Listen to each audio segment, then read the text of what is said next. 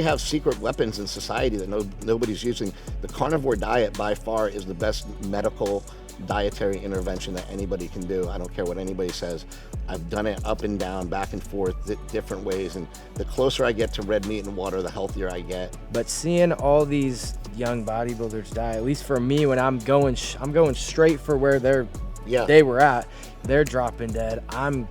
That's definitely a turnoff for me. You should try to use the minimum effective dose. So like if what you're doing right now is like working, well, stay on it. Either way, but I don't think you're just gonna take testosterone, all of a sudden you're gonna be like, have roid rage or be depressed. I think it has everything to do with like everything outside of what you're using. All right, guys, on this episode of Anabolic Activities, we have the legend Chris Bell. He created Bigger, Stronger, Faster, the movie, and Leaf of Faith, which is on Kratom. Go watch them. They broke the internet and gives you a very dope perspective on steroids. All right. You're my boy, man. This is my guy. Let's go. All right, let's talk about it. I have a couple questions for you, but we'll start with the film stuff. Because I feel like, everybody knows Bigger, Stronger, Faster. At least I watched that movie at least 10 times. Before I even knew who you and Mark were, before I even came here, I was watching that movie because it was so raw. And I couldn't find anything like it aside from Tony Huge after I found that movie. So, yeah, can we go into why you kind of... Why I made that movie? Yeah. I was actually trying to make movies for 10 years. My dad told me, I went to USC film school. That whole story of me getting there was crazy. I won a contest. I won a video contest that was judged by Francis Ford Coppola. I got flown to LA and put up in a nice hotel. And so I went to go visit USC and I met the cheerleaders there. When I met the cheerleaders there, I was like, I want to go to school here. This is amazing. They're all blonde and beautiful. And I applied to school there and I got in. And it was so weird because they only take like 40 students for the film school every year. They get like 2,000 applicants. It's like one of the hardest specialty schools to get in the world. Right. And everybody at my community college laughed at me that I applied to USC. Everybody thought I was an idiot, but I had won this contest. Mm-hmm. And because I won that contest, my grades were barely able to scrape by. I would never get into USC now. But I got lucky and I got in right at the right time. And then I got into the film school because when they read my essays and letters of recommendation from Francis Ford Coppola, they let me go into film school. So I was in film school. My dad said, when you graduate, it'll take you 10 years to do what you want to do. So be prepared for that, son. Be prepared. It's going to take 10 years. So I graduated and I thought I was going to take over the world and I could not get a job. I applied to over 500 jobs. I was trying to get work. I applied as Spike Jonze, who's a great director. I applied as his assistant. I got the job. And then they told me they were going to give it to their old assistant now. And I don't have the job. So I got so close to getting like a really dope job with an awesome director, but it didn't happen. So things just kept falling through the cracks, and I was writing screenplays, and I couldn't get anything going. And then a friend of mine and I at the gym, we wrote a story about a local bodybuilding contest, and it was called The Battle for Muscle Beach, and it was a really cheesy kind of a mockumentary about the gym and the gym culture. And I used to see The Rock at the gym every day. We'd talk all the time. And I handed it to The Rock one day and I said, you want to read this? And he's like, yeah. And so like it was nothing back then because The Rock wasn't popular. He wasn't doing anything. Was he a The wrestler? Rock read it. Yeah, he was a wrestler, but he was doing movies, but he just started. Right. So The Rock read it. He came in and he said, I want to produce this. I'm like, really? And he goes, yeah, I want to produce it. So we got like talking about it and blah, blah, blah. One thing led to another, and I gave it to another friend of mine, and The Rock was just like not around. It was hard to get in touch with him, whatever. So I didn't really pursue that with him because I didn't know if he was serious. But what ended up happening is another friend of mine that I went to film school with walked into Gold's Gym one day, and we had done a film together, and the film was really successful. It was like my senior thesis film, and his name's Alex. And I told him about this script, and I gave him the script, and then the next day he wants to meet with me. He's like, I read your script. This is amazing. And so we sit down and talk, and he goes, you know what, though? This seems more real. You seem a lot more real than trying to be funny. And I think if you did like a documentary, like an actual documentary on this, it'd be great. I left there going, whatever. He doesn't know what he's talking about. Right. And then I went home, and I was talking to Alex and his wife on the phone. His wife was our other producer, Tamsin. And she's like, you just have this gift for like telling stories, and you have all these great stories. And she's like, think about it. Like, what is your life about right now? Like, what do you think about steroids? I go, I think I have a younger brother that's on steroids, and he looks great. And I have an older brother that's on steroids, and he looks great. And I struggle with it every day because I've always thought it was bad. I always thought it was just this negative thing and a dark shadow. And she was like, that's your movie. Yeah. She like so stunned. She goes, that's your movie. Your movie is like, you're the middle child. And once I realized, like, oh, that is a cool storyline, I didn't really think anybody would want anything to do with my family. You know, you always think your family's the worst. Like, you don't want your parents to drop you off at school because you're not cool, right. you know, or whatever. And so I'm showing my mom and dad on the screen in front of the whole world and was really nervous. But I remember at Sundance, we went to Sundance Film Festival, and the beginning of the movie, my dad talks about Mad Dog going off to college. They said, your brother went off to college. He wanted money for steroids. And I told him, like, no, that's a crazy idea. If you want drugs, go get a job. Yeah. And when he told him, when he just put it point blank like that, if you want drugs, go get a job, the whole theater erupted in laughter. And then I knew from then on that movie was going to be successful, you know? Right. So that's a long story short of how I kind of got into filmmaking. And then this particular film really was that struggle between Mad Dog and Mark and I about how we all felt about steroids. And I feel completely different now than I did back then. Yeah, yeah. Oh man. In a lot of ways. I didn't know you won a contest. Yeah. The whole USC thing. It's like Willy Wonka. Yeah, that's a sick You know what I mean? story. It's a weird story, and it's like, I think it's good for people to know, like, I wasn't supposed to make it. You know? Mark wasn't supposed to make it. Right. But how did we make it? We knew that muscles were the answer. And when I say muscles are the answer, Mark and I have been talking about powerlifting and strength training our whole entire lives. We probably went a little overboard on most of it and hurt ourselves in some way. Mark is in excellent, amazing shape for his age. He looks fantastic, and he can run like crazy, and he can do all these things now because he since realized that and scaled way back on the powerlifting. You know, I scaled way back on the powerlifting, and now I kind of bodybuild with you guys and do stuff like that. So like as you get older, you start realizing, you know, what you can still do, you know? Yeah. That's amazing. Yeah. Okay. So then I have a question about the leap of faith. So that was after? That was how long? Yeah, so I made Bigger, Stronger, Faster, right? And as soon as I finished Bigger, Stronger, Faster, because of genetic arthritis, I had a double hip replacement surgery. After that surgery, I was in extreme pain for 2 years, and the doctors couldn't figure out why, and they just kept giving me more and more drugs. I had a girlfriend who I was going to marry, is like beautiful and awesome, and because of my drug use, she broke up with me. Like, she dumped me, and so I was like alone with fake hips and depressed, and I was drinking every day. Once I figured out you could drink with the Percocets, I was like, man, this is crazy. You just get so blitzed, it's out of control. Yeah. And I used to love that feeling because I was running away from pain, you know? But I also think I was running away from emotional pain, from some of these relationships and things that I had ruined through alcohol and drug use. And like my life just spiraled out of control. And somehow through like a miracle, I end up like raising money. I was broke, like dead broke. I had no money. I didn't really make much money off of Bigger, Stronger, Faster because documentaries tend to screw you on that. You know, they don't pay that well. Excited to announce that we dropped the Anabolic template. It is a program, bodybuilding / power building to a certain degree. It's a lot of volume.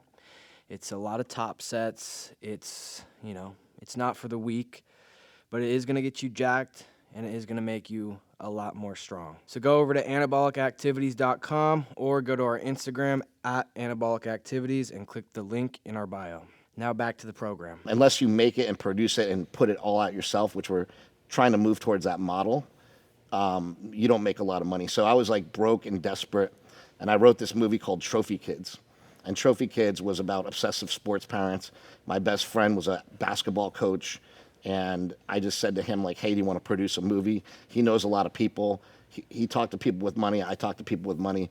People gave us money, even though I was a drunk degenerate. They didn't really know that.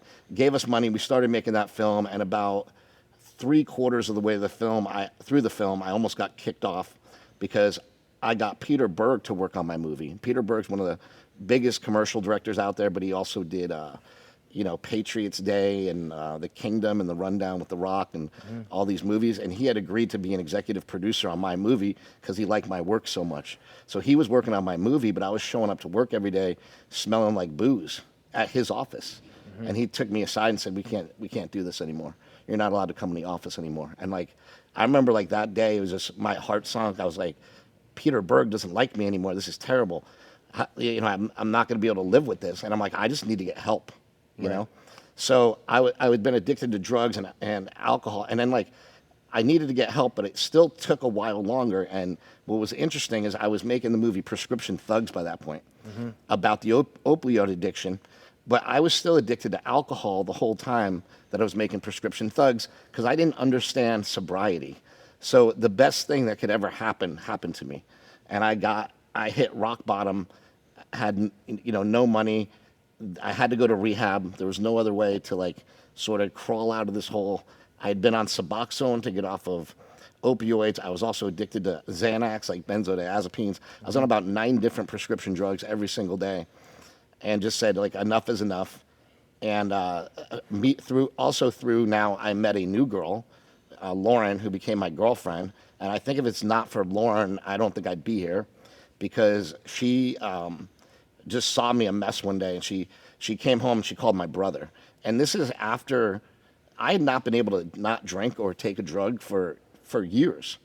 I did it every single day, and I did a lot of it because I was trying to, like, again, escape from pain, and I couldn't get out of pain. So that's where this leads, basically, is went to rehab, got cleaned up because of Lauren and also because of my family, because of Mark helping me out. And as I was getting through rehab, I was still making Prescription Thugs. And halfway through rehab, I got into rehab, and another thing that's weird is I interviewed this guy on Prescription Thugs. His name is Richard Tate. And he saved my life because I interviewed him during Prescription Thugs, and he knew something was wrong with me, but he couldn't tell what it was.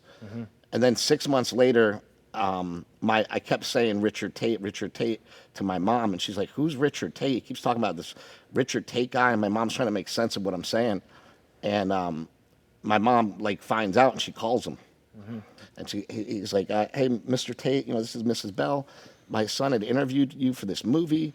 And he's doing really bad right now on drugs and alcohol." He said, "Mrs. Bell, you get that kid. I remember him. You get him here right now." And she's like, "Well, I can't afford to go to your rehab. It's way too expensive." She's like, "I didn't say anything about you paying a dime. You get him here tomorrow."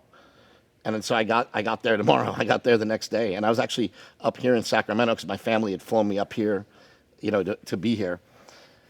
And went through the whole stint of rehab, got through rehab, and man, I felt great that I was off of drugs. I felt so happy, and my mind was clear and free. But I was in so much pain at that point, because now I have no drugs to cover anything up. I have no alcohol to cover everything up. I would drink until I would go to sleep, till I would pass out, because that's how you get to sleep when you can't sleep. Right. And I also had like sleep apnea, so I'd sleep for an hour and wake up, and it's just terrible, and it's so abusive to your body. And I found, my friend Horseshoe. He's been in a couple of my movies. He took so many opioids that he had a stroke.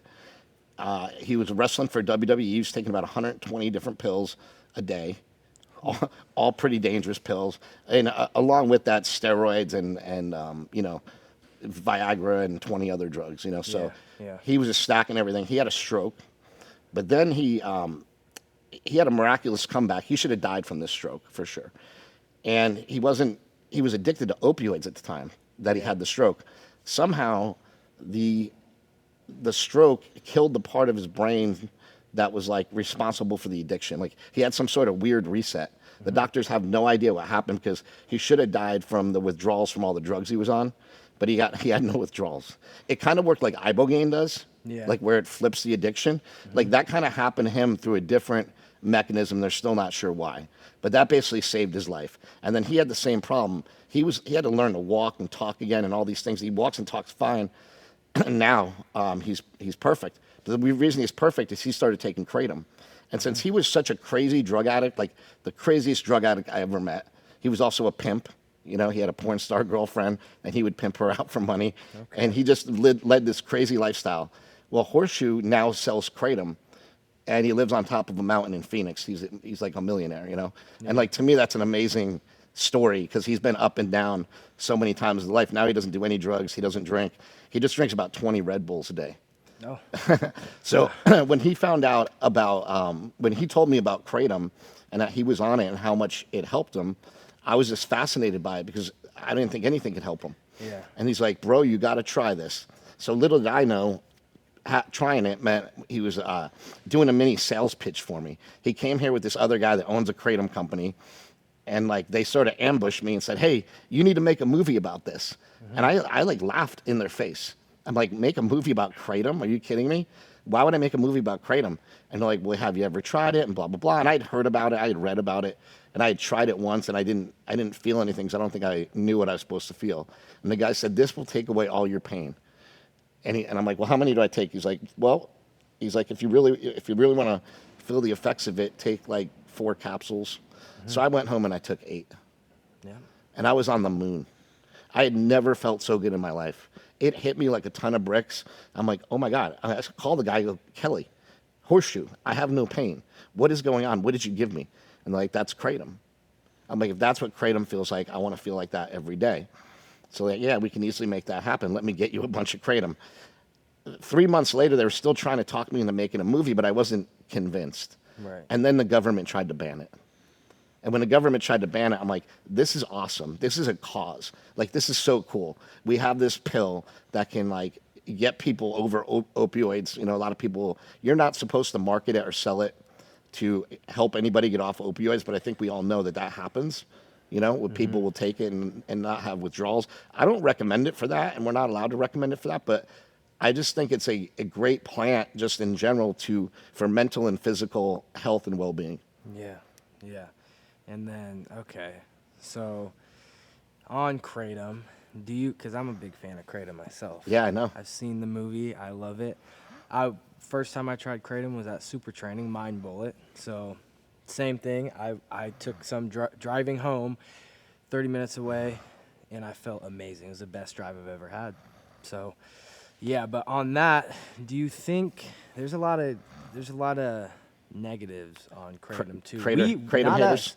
Yeah, not us though. We're not Kratom haters. I love it, but like the addiction, and then if it affects your liver, all this stuff, it affects blood work, hormones. Everybody's throwing everything out there. I could tell you right now, because this will come out in a couple days. So there's a video that Psyched Substance. You know him? He's friends with Derek from More Plates, More Dates, but his YouTube channel is Psyched Substance.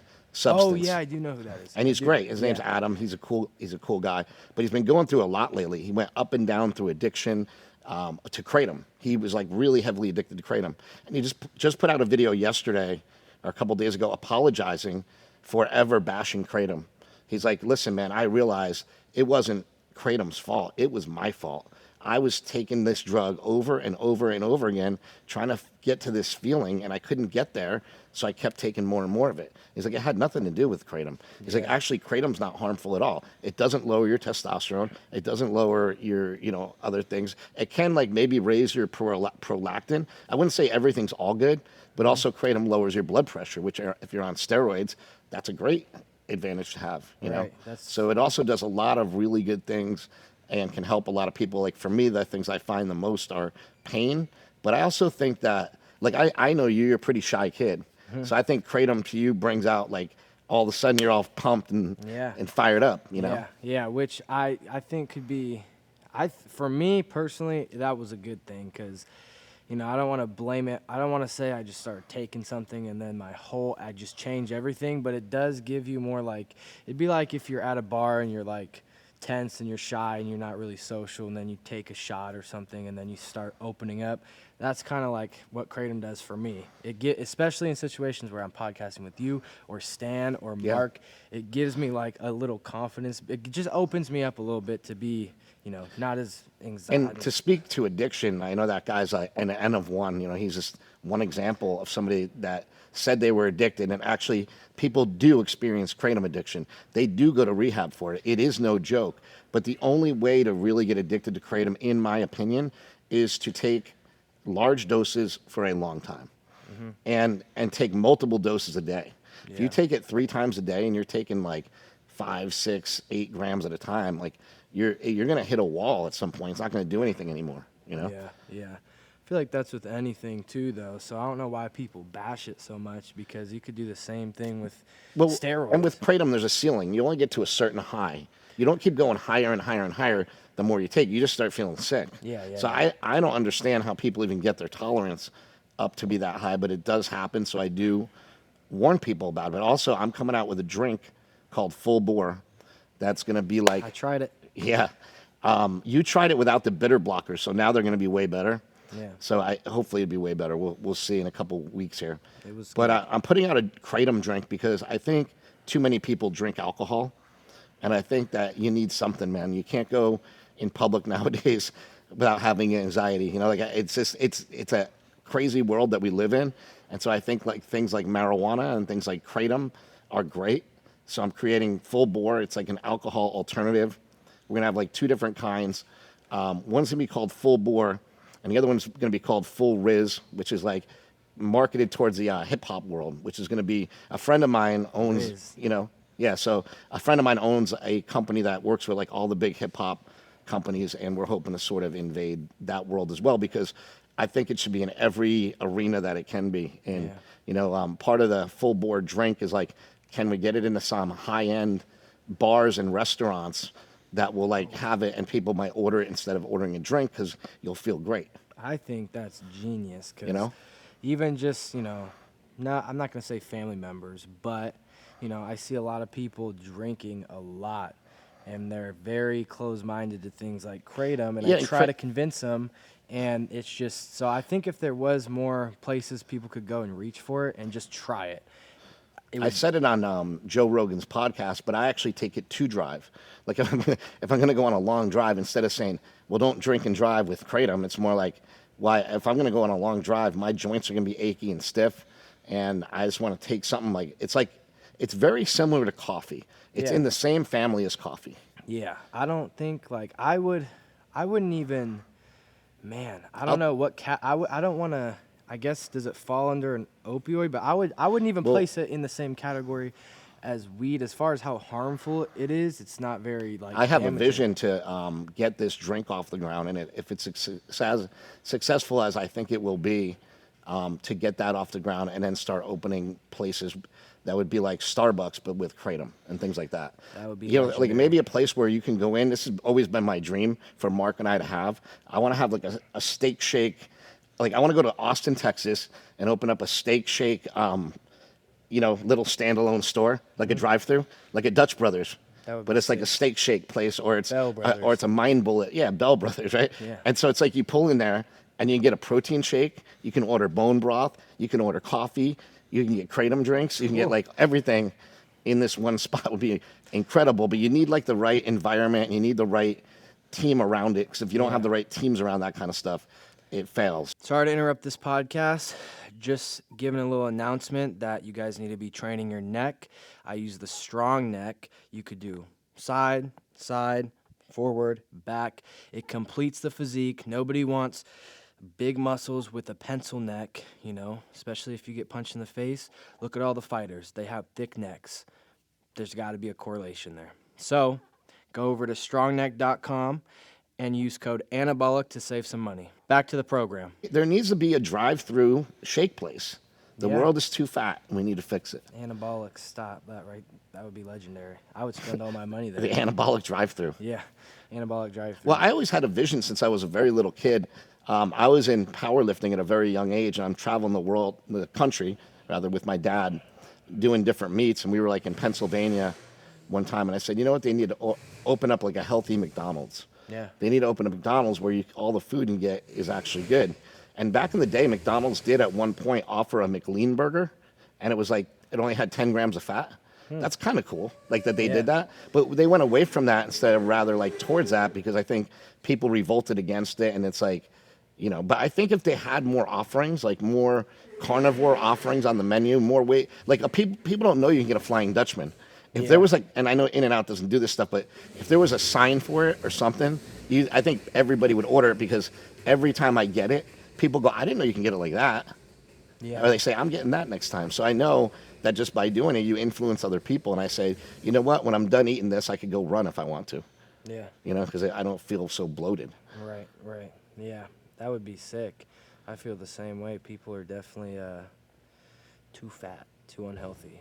But one last question on the Kratom. So I want to say I don't even want to, when I explain it to other people, obviously I'm a fan, so I'm going to say all the good. I'm going to tell you it's amazing, but I don't, some people, I don't know what category, I don't even think it's as bad as weed. Like if I smoke weed and I try to drive, it might be a little different. Yeah, but if I I take wouldn't suggest that. Kratom and I drive, even if it's a high dose, as long as I don't feel sick, I have the best drive ever. You know, Rogan put it a really great way. He said, he's like, Kratom, like I'm high, but all my stuff works. That's how like he explained it. He goes, I'm present. It's really weird. He's like, I'm very focused and everything works. So it's not like you're high where it's where you can't operate. It doesn't really feel to me like a drug, I would say. It feels like Impairment's the word. You're not impaired. yeah, Right? Yeah. At least we don't think that you are, and none of the science says that.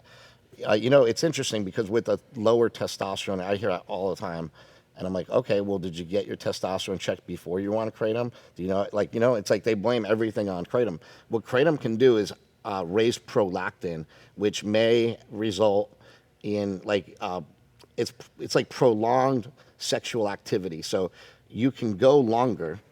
I know Without what you're saying. exploding, basically, right? You can go a lot longer. Yeah. Sometimes you can't. You keep going. Okay, this is interesting. And sometimes it gets really annoying. Yeah, I know a couple people, including myself, that have had that issue where, you can't get fully there. Let's just say that. Yeah, You can't yeah. get fully erect. I think it does have something to do with Kratom. I think that. It has something to do with the feet. It's like almost like I just can't. I don't know. But there is, just so everybody's clear, at the same time, I'm saying, like, I've had those side effects from Kratom too, but by taking way too much of it in a day. But it seems to go away when I take less Kratom. However, the science doesn't say that it causes that. So I'm wondering if it causes that in a roundabout way, or by raising prolactin, does it cause the ED or whatever? And it's usually not that bad for most people. Yeah. Well, I've definitely experienced that with Kratom. It's a weird. That's the. I wouldn't even say it's a. Sometimes it could be a good thing too. I think it's smart to take breaks. Yeah. I also think it's smart for people to just know that ibogaine is out there, and ibogaine is a tree bark from South Africa. That if anybody gets in a dark corner and they're at their wits' end and cannot get sober, I think that ibogaine is great. But also, ibogaine can be microdosed to get people off of Kratom. To get people off of Kratom with no addiction, with no withdrawals or feeling, because what it does is it potentiates an opiate receptor. So it makes your body feel like it's always on opioids for like a couple months after you do ibogaine. So it'd be like it's like permacratom. Oh, wow. But we don't know that much about it yet to really say that it's safe to use that way. But it is safe in small doses for sure. So is it like a potion, or is it like a? It's like a capsule. It's a tree bark from Africa, and what they do is it's just a capsule. What they were finding is these elephants would eat this tree, and they'd be fine. But then once they ate down to the next layer of bark, they would walk backwards and roll over and do all sorts of crazy stunts, and they were getting high. Oh, like, what are these animals getting high from? They figured out it was this iboga tree. And this is like a long time ago, a couple hundred years ago. Figured out it was this iboga tree, and that's what's doing it. And then they realized that it could be used for addiction, and that's a fascinating story that I could tell real quick. A guy named Howard Lotsoff was living in New York City. He was a heroin addict, and he wanted to get off heroin. He didn't want to get off heroin. He was a heroin addict. He wanted to get higher. So somebody told him, "Oh, ibogaine potentiates your opioid receptors, and you'll get way higher." Yep. So instead, it had the complete opposite effect on him. He took it, and he never did heroin again, ever. And he was a straight-up addict for 20 years. And so he started going on this world tour to get ibogaine out to the public. So it's just interesting to know about that stuff. Yeah, no, because I don't hear. I mean, maybe I don't follow the right people, but I feel feel like I don't hear about this enough. I feel we have secret weapons in society that nobody's using. The carnivore diet by far is the best medical dietary intervention that anybody can do. I don't care what anybody says. I've done it up and down, back and forth, different ways. And the closer I get to red meat and water, the healthier I get. And I can't say it any other way. It's just not my experience. Like, do I feel better eating some rice? And yeah, but I'm also bloated and Sluggish, can't move as good. And yeah, that's just me. I have a lot of autoimmune conditions, so I'm trying to be careful about that. And that's why I don't prescribe a carnivore diet to everybody. It wouldn't work for what you're doing. So I would never put you on it. Yeah. So you do the carnivore diet basically, but add some rice. You need to add those carbs in so you need to keep, you don't need carbs to build muscle, but you need carbs to have an anabolic environment in your body. I think Mark talks about that a lot. And with salt and carbohydrates and all the water, that's how you keep that anabolic. Yeah. Yeah. Obviously, you know what's going on. I don't have to tell you. Yeah, I agree. But I've tried carnivore for a little bit, a little short period of time. I also tried keto for a minute after I broke my hand. And as far as energy, I felt amazing. For the first week, I was kind of like, digestion was kind of weird. And I kind of felt like, I'm not feeling this. But after that, it would be interesting, like at some point, to maybe even experiment with like really high calorie carnivore, where you literally eat as much meat as you can, and see what happens. Because it seems like my body, when I first did carnivore, remember like a couple years ago when I first did it, I got completely shredded, and I was in the best shape of my life. And I wasn't on testosterone then. I was actually using some SARMs. Yeah. I got in like the best shape of my life. I've not been in shape like that since, but that's because I was doing red meat and water every day for months. Yeah. Yeah. No, I think, if you could get just like a bodybuilder, if they just for a short amount of time just did, or if they're like retired or something and they're off everything, if you just ate red meat and water, I don't see how you wouldn't be shredded. Right now I'm on kind of like lazy man's carnivore. Well, I'll add some other things in. Like I make these bacon jalapeno poppers. They're just bacon, cream cheese, and a jalapeno, but they're the most amazing thing ever. So I'm not going to deny myself of that treat just to be carnivore. You know what I mean? So it's like, I guess the cream cheese would still be considered carnivore.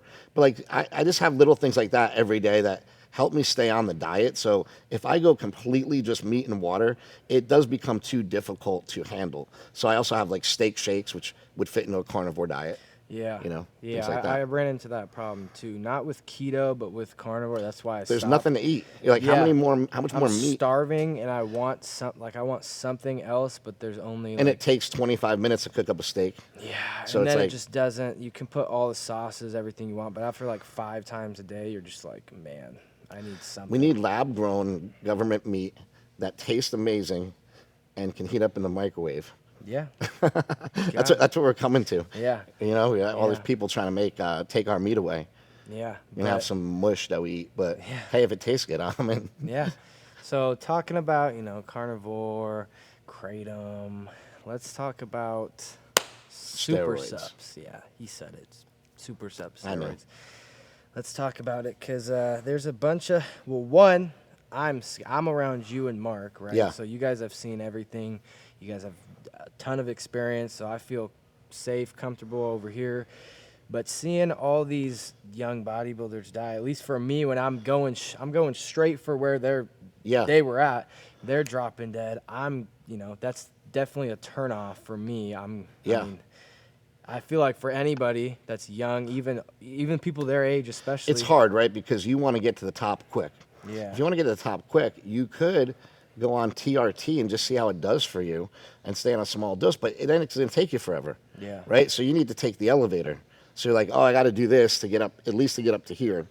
The one thing I always say to you is I feel you have a lot of potential in bodybuilding, and I would never tell you like what to do or not to do. I do think most people take way too many drugs, and they don't I think you have a natural, amazing physique. Like I've seen you when you're natural, and you've always looked amazing. So it's not that you just did a bunch of juice, and I don't want anybody to ever think that that's what you do or you are. So just because you say you do it doesn't mean you do a ton of it, right? Thank you. And that's an important factor. And I think you should try to use the minimum effective dose. So like if what you're doing right now is like working, well, stay on it. And then once that stops working, maybe try to switch it up a little bit or whatever. But just keep going until stuff works. And I also just don't think like keep adding stuff on is any good for people. I think most people who take steroids actually don't look that good for the most part. You know, like they're not. It's not enhancing a lot of these people's physiques. Yeah. Like TRT will do a little bit for your physique, but everybody responds differently. You know, and for a lot of people, like I see, and they're like, oh yeah, I'm on testosterone. It's like, well, it hasn't really changed their physique. Yeah. They haven't gotten ripped off of it. So the things that people think that you get out of TRT are not what you get out of juicing either. Like when you crank the dosages up, it works way faster and better, but there's also way more side effects. Yeah. I also think it has to do with like your lifestyle, because for me, I was already I tried at 20. I'm pretty sure, might have been 19. Pretty sure I just turned 20. I tried like, I think it was 200 milligrams of test, and I was in a cut. I really honestly didn't see any changes. And then I stopped, came off, wasn't taking anything. And then the next year or so, I tried it when I was bulking, and amazing. There's something weird about SARMs as well. I think a lot of people have like written them off, and I'm not recommending that people do them, but I definitely recommend people start looking into them, because I feel like there's something really interesting about SARMs, and if they are safe, they might be safer than steroids, even though I know a lot of people will doubt me on that. But I think if you actually look up all the studies, like when they were making these SARMs, these were compounds to be used as pharmaceutical agents later on, and for one reason or another, they got pulled off the market. You know, they weren't needed. But when you actually look at people using these in the therapeutic doses that they used in the studies, there's no real serious side effects for most of them. Obviously, it's a wide range of drugs, so you can't put a blanket over it. But for most of them, there's no real crazy side effects, and they seem to be very effective at building muscle. So what is so wrong with them? Like, before we just completely write them off, I want to know, like, what is so wrong with them? Should we write this off, or could this lead to another compound that does something even better? And then I always ask the question, are we just playing God and messing and, you know, going to, in the end, destroy ourselves? Because it seems like everything human beings do ends up leading towards disaster that we didn't intend. Yeah. You know? Yeah. Well, no, yeah, I've heard tons of things on SARMs. I heard also they're more on paper, they're supposed to be more selective. And then you hear that they're not too, when you hear like real Yeah. people talk about it. A lot of people like Stan Efferding will tell you, don't do SARMs, it's stupid. And he's like, we just don't know enough about it. And that's probably the smartest approach for most people to take. There's no reason that Stan, if he's using anabolics for, 20, 30 years, for him to just switch into SARMs, like, because it's a new overnight thing, that would be ridiculous. So, Yeah. but that's different than saying, like, do they work, or could they be more effective for somebody who's never taken anabolics? Right. We just have to do those tests, you know? Yeah. I agree with that. Keeping it whatever you said, minimal effective dose. I think that's smart. I think I've tried this last year. That's what I've been doing. That's what I'm doing now. I tried for about a month to crank things up a bit, and all I got, to be honest, was negative side effects. Have you tried Tren? No. Good. No. I don't, I know, I watched like Chris Bumstead's video talking about it, and I watched like Derek's video about it. I think Derek is probably pretty logical there, saying like, it's not the worst thing in the world for you, just to be honest, like not the worst thing, but also a lot of people have a lot of problems on it. Yeah, everybody I know, like, because they talk about it changes your brain chemistry or whatever, so. Yeah, who knows what I've seen some people that are like definitely taking Tren. They've told me, and sometimes you could like see it. So me personally, yeah, I know all the the stories from people that take it. They always tell me it's horrible. They start coughing like crazy. Then I have talked to some people that are like, oh man, it's great, and that's like all I use, and I just use small doses, and like, who knows? I'm just saying, it seems pretty toxic to be in your body if it's going to cause all these problems. So I say, why not just write that one off for now until, maybe there is a version down the road that comes out that's not so crazy. But for right now, we just know that there's nothing great that comes of it. And there's nothing great that comes from any one substance. Even testosterone, it doesn't do much if you don't do much. Right. Yeah. If anything, you should probably do a lot more than. Well, Mark's like do more, be more statement couldn't be any truer. When you take drugs to do more, you will end up being more. You will be more you'll be a bigger person. You'll be a stronger person, faster person. Will you be a better person? I don't know. That's going to be, what are you doing with this? Yeah. What are you getting big, strong, and fast for? For no reason? to inspire people? What's your goal and how are you using it to help others? I think is important. Yeah. Also, I don't think people talk about, well, people definitely talk about it, but at least for me, I like talking about the mental side of using testosterone. Yeah, because, Tony Huge talks about that a lot. Yep. Yeah, because I've seen both now. That's why Tren is completely off for me forever. I don't plan on ever trying that because mentally I go back and forth too often. So when I first tried it, I'm just talking about testosterone, not a crazy dose. For some reason, just mentally, I was not stable. Not saying I'm stable now, but I'm better than I was.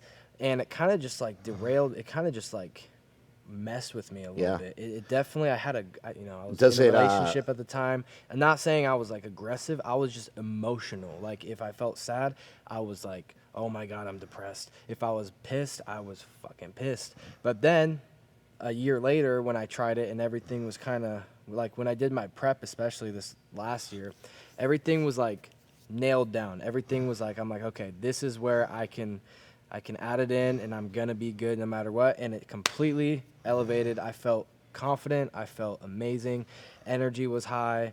Everything, sleep was better. So I just think it can go either way. But I don't think you're just going to take testosterone and all of a sudden you're going to be like, have roid rage or be depressed. I think it has everything to do with like everything outside of what you're using. Yeah, and the word roid rage is actually made up by the media. It's a media term. It's not a medical term. So there is no rage that necessarily exists with steroids. However, I have seen people that take trenbolone become very aggressive. So like that's probably the closest you could get to it. Like I think when people describe roid rage, that's probably the drug that was doing it.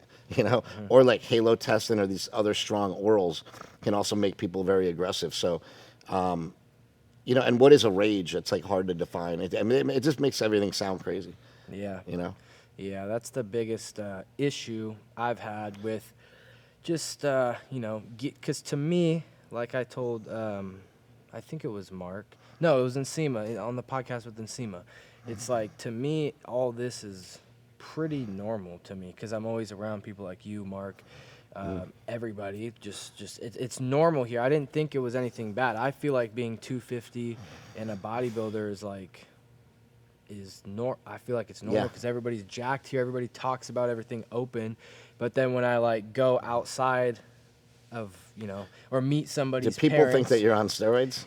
Yeah, which I to be honest, I know I mentioned this story last podcast, but I was almost like blind to that because I have a little bit of body dysmorphia, so I'm not thinking I walk around like without a pump. It's like when your own house stinks, you can't smell it. Yeah, so it's like it's weird how people have such a different view on gear because like I know a situation happened where they did not like the fact that I was big. They didn't even know if I was on gear or not, but they made the assumption, which they were correct.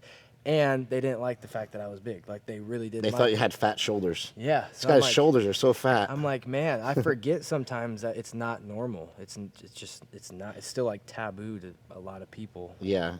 So. Does it bother you if people are like, hey, man, you're on steroids? Like, you think that people are trying to take away, like, what you've done? Because, like I said, I think very little of your physique is actually due to using steroids. I think most of it's been there, I think I don't really I used to care a lot because I used to get accused of steroids when I was natural, and that pissed me off a lot. So I feel for Nsima. That used to really make me upset. But now I'm like, I don't care because the people that actually know me, like you, Mark, Wyatt, and Nsima, you guys see me put in the work, so you guys understand I'm not just sitting there jabbing myself up 7 days a week and doing nothing. I'm working for it. So yeah, I feel like I don't care. Have you seen Andrew Tate lately? Yeah. He's looking pretty jacked right now. Yeah, he is. I wonder, like, is that because he just got out of prison, or because he made this big play of I've never done steroids, blah blah, and now that he said all that, now did he go on? Did he like Liver King us? Now he is smart enough to do that. He looks good though. He actually looks really good. Like, and it also could be like he's really tan. But I saw him on these like interviews last night, and I'm like, he was like had no shirt on in the interview. I watched it. He the looked interview great with though. him, I was like, man, he looks swole. Yeah, I watched an interview with him. He was interviewing Adam 22 and his wife. Yes, I saw that. That was amazing, right? And so Adam 22 totally killed Andrew Tate. He's like, I was with Cowboy Cerrone, and he was telling me you can't I watched fight. that last night. Did you ever watch? I watched it last night too. Did you ever watch? Told him to punch him in the face and see what happens. Did you ever watch the? There's a, shoot, I forgot what I was gonna say. Tate clip, so forget it. But no, yeah, I watched that last night too. Andrew Tate's jacked. I feel like he's the type of guy though. I feel like he's so against it. It would be a shock if he was actually doing something. Yeah. I feel like he's all, I don't need that shit. I'm natural, blah, blah, blah. I actually think that it would be a great move. Like, I think the best move right now for Mike O'Hearn is like he endorses TRT clinics now. And he's like, well, I just get peptides or, I just get my blood work done there. And it's like, yeah, see, that works great. Yeah. I love it. Well, I've seen him do that, yeah. So, I don't know. Yeah, that whole natty or not thing, I don't know. Well, you know what? We created thing. Smelly and I started this gangster shit. The first natty or not was bigger, stronger, faster. Yeah. No one's ever done anything like that before. That's true. That was the first one busted everything open. Well, actually, that was just not that movie was not natty. Yeah. That was like, no, none of us are natty. Don't even worry about it. Yeah, that's why I made a post about it with Nsima. I got some backlash for it, but it was after my prep. I just said if I ever grow to have a following, I'm gonna get this shit out now, so it's never a problem. Cause I hate, one, I'm never gonna lie, and two, I just don't. I'm sick and tired of it. Doesn't matter to me. It doesn't matter to me. I learned a great quote in rehab that no one is worth lying to. Yeah. Like that's like because it's like a compromising of your own integrity. And so my guy Richard Tate from my rehab that ran my rehab, he told me that. He's like, there's nobody important enough to lie to. Like, it's stupid. You know, I'm like, huh. He always made me think. He would tell me like, your job is that when you leave anywhere, it's better than when you left, than when you got there. Yeah. And he's like, just make sure that always happens. So it's like when I'm leaving the gym, when I'm leaving the house, like I'm always trying to, keep things nice. So some of those things we learn in rehab go a long way in life, and I think that's the same with lifting. All these lessons we learn under the barbell, we use these in real life to push through the hard times. Yeah. I agree with that. And I made sure the first time you remember Tom File, I think his name was? Tom File, when I first started, it was like a month after I started. This is when I stopped my prep. And I didn't really, when I was explaining, I didn't really get much out of it. Like there was no change. I remember he told me, he asked me, are you natural? And I said no. And I remember he gave me like a look. I was like, fuck, I look natural and I'm using tests? Are you kidding me? So from that point on, I made it a point. I'm like, I want to look like I am absolutely not natural. So then I just worked for it. And now people don't really ask me. They just, I feel like, they just assume, which is fine. I'd rather have that than somebody come up to me and be like, are you natural? I also think keeping your diet really clean is important. You know, Cali Muscle went through a life-changing, he used to claim he was natural for the longest time. This is all natural, bro. That's like crazy. He used to say that. I'd be like, there's no way. I never believed it once. But then I started seeing videos of him saying that he was doing TRT since he was 28. But that's like very recent, And then even now he's saying that steroids ruined his life. And he might be right, man. Like he had a heart attack.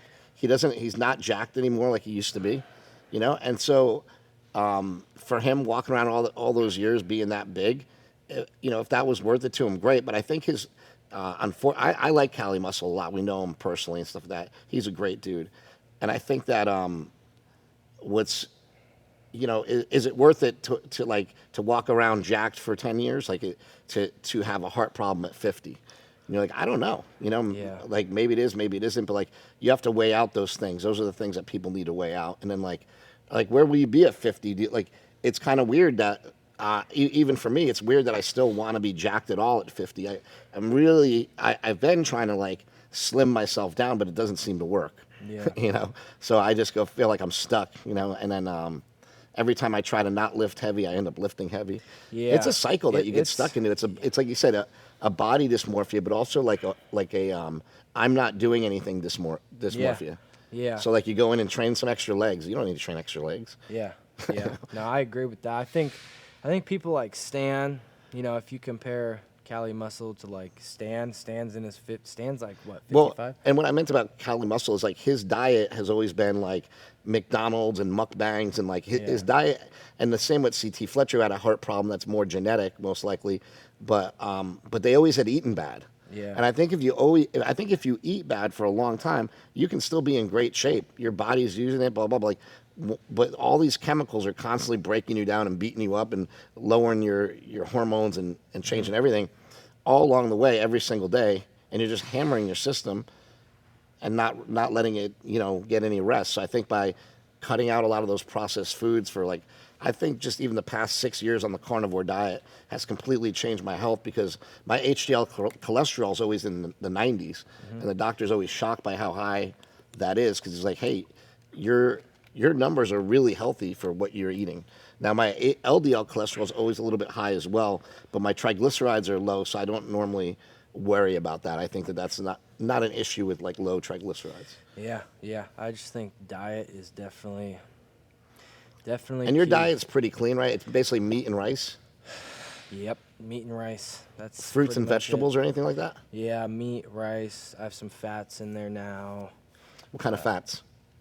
Joe Sullivan has me doing MCT oil and I think avocado. Yeah, avocado. So I like it. It's not too crazy. I came from doing a carb cycling approach, which is a lot of carbs, like a ton of carbs every day. How's it working with Joe? Good. I need to check in. Forgot about that. But Hey. but it's been good. I don't really say much. I just follow. I'm just somebody that gets a plan. What made you pick him? Really? Well, I've listened to it. Because he came here to the gym? No.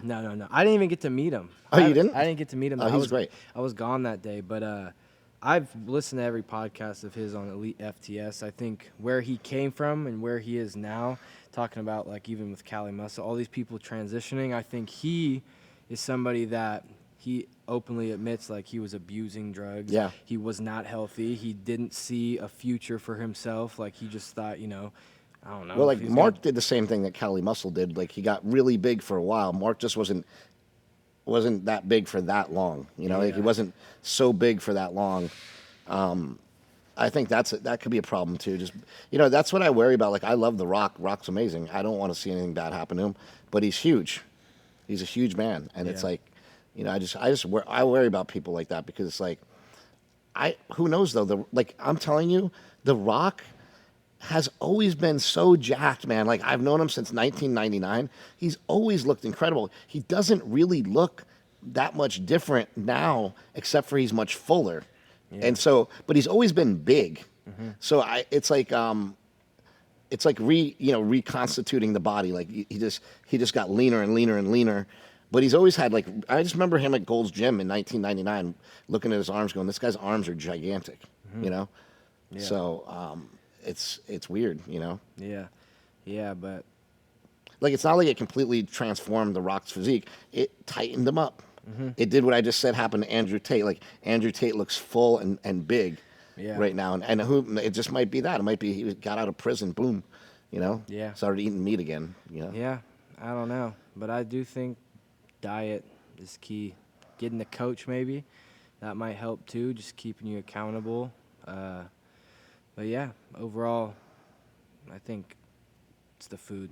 Look at Stan. Stan's jacked still, and he never misses a meal. That's what he told me 2 years ago. He was like, I don't miss meals. He's professional. Like that's what I was just talking about before we started this podcast. Like what Chris Williamson did to make his podcast blow up, as he said, I turned professional. Everything was like I was getting paid to do it, So if I'm getting paid to organize somebody's meals and make sure they're all on time, why wouldn't I do that for myself? Yeah. Like if you're working on other people's plans and you're not taking the time to do it for yourself, it's like, why are you doing that? Like just for money? Yeah. So do it for yourself too, because like who cares? It's one extra step, Mm-hmm. Yeah. No, I agree. Good. That's it. All right, guys. That's enough anabolic activities for for the day. I hope you liked this episode with Mr. Chris Bell. Drop a comment, leave a like. We'll be replying in the comments, and let us know what you think. Till next time. Follow me at Big Strong Fast on Instagram. And I have a podcast, The Chris Bell Show.